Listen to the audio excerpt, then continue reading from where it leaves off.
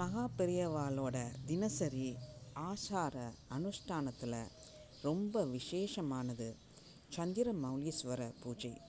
ஆச்சாரியர் அதை கொஞ்சம் கூட ஆச்சார குறைபாடு இல்லாமலும் மனப்பூர்வமாகவும் செய்வார்.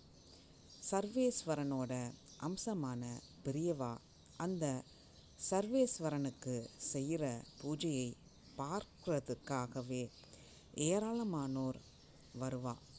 அவளில் பலரும் வில்வதளம் புஷ்பம்னு சிரத்தையாக கொண்டு வந்து கொடுப்பா.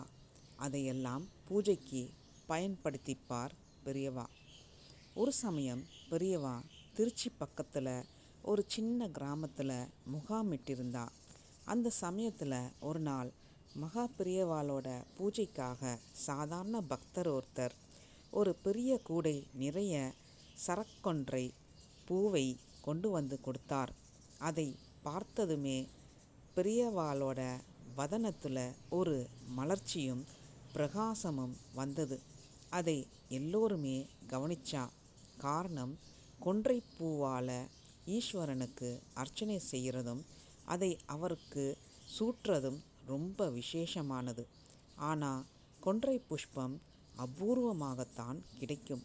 அப்படி விசேஷமானதை கொடுத்ததால்தான் பெரியவா ரொம்ப சந்தோஷப்படுறாங்கிறதை புரிஞ்சுண்டா. பெரியவா ஒன்றும் சொல்லலினாலும் ஆளாளுக்கு அந்த பக்தரை பாராட்ட ஆரம்பிச்சா. பொன்னார் மேனியன் செஞ்சடையில் அணியக்கூடிய அற்புதமான புஷ்பம் எல்லாம் அதோட பெருமையை சொன்னா. ஆனால் அந்த பக்தருக்கு அதெல்லாம் ஒன்றும் புரியலை.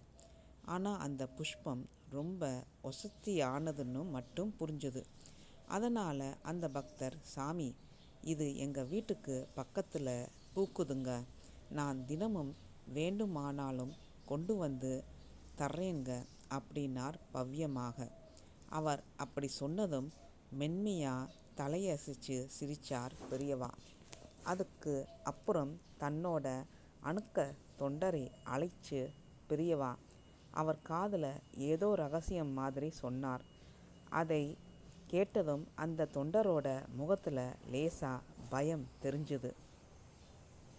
இருந்தாலும் அதை வெளிப்படுத்திக்காம இன்னொரு தொண்டரையும் அழைச்சுண்டு பெருசாக 2 மூங்கில்களையும் எடுத்துண்டு வந்தார் அவர். எல்லோரும் என்ன ஏதுன்னு புரியாமல் பார்த்துண்டு இருக்கிறப்பவே கொன்றைப்பூ இருந்த கூடையை மூங்கில் கழிகளால் மெதுவாக ஆடாமல் அசையாமல் தூக்கினா. என்ன செய்கிறாவா, ஏன் இப்படி செய்கிறான்னெல்லாம் புரியாமல் எல்லோரும் பார்க்க, யாரும் குறுக்கில் வராதீங்கோ, அப்படியே ஒதுங்கி நின்று வழிவிடுங்கோ உரக்கச் சொன்ன தொண்டர்கள் பூக்கூடையை தூக்கி கொண்டு நடக்க இன்னொரு சீடர் ஓலைப்பாய் ஒன்றை எடுத்துக்கொண்டு வேகமாக சென்றார். கொஞ்ச தூரம் சென்றதும் ஓலைப்பாயை ஒரு சீடர் விரித்துவிட்டு வைத்து நகர்ந்து நிற்க, மற்ற 2 சீடர்களும் அதில் பூக்கூடையை வைத்துவிட்டு கொஞ்சம் தள்ளி நகர்ந்து நின்று கொண்டு மூங்கில் கழிகளால் அதை சாய்த்து பூவை கொட்டினார்கள். அடுத்து நடந்ததுதான் அதிர்ச்சியான விஷயம். அந்த பூக்கூடையில் இருந்து நாகம் ஒன்று வெளியேறி சரசரன்னு எங்கேயோ ஓடி மறைஞ்சது. எல்லோருக்கும் அதிர்ச்சினா, பூவை கொண்டு வந்தவர் அப்படியே பயத்தில் தவிச்சு பதட்டத்தில் நடுங்கினார். பூக்கூடைக்குள்ள நாகம் இருந்ததை பெரியவா எப்படி தெரிஞ்சுண்டார்? அதனால தான் அவர் திருமுகத்தில் ஒரு மாற்றம் வந்ததா? இப்படி பலரும் பலவிதமாக யோசிச்சுட்டு இருக்க, அதை கலைச்சு பெரியவாதான் குரல் கொடுத்தா.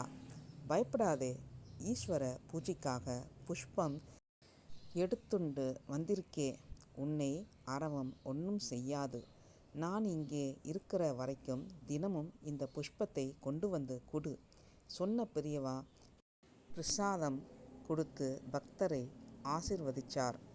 அச்சம் எல்லாம் தணிஞ்சு ஆச்சாரியலை நமஸ்காரம் பண்ணிட்டு புறப்பட்டார் அந்த பக்தர்.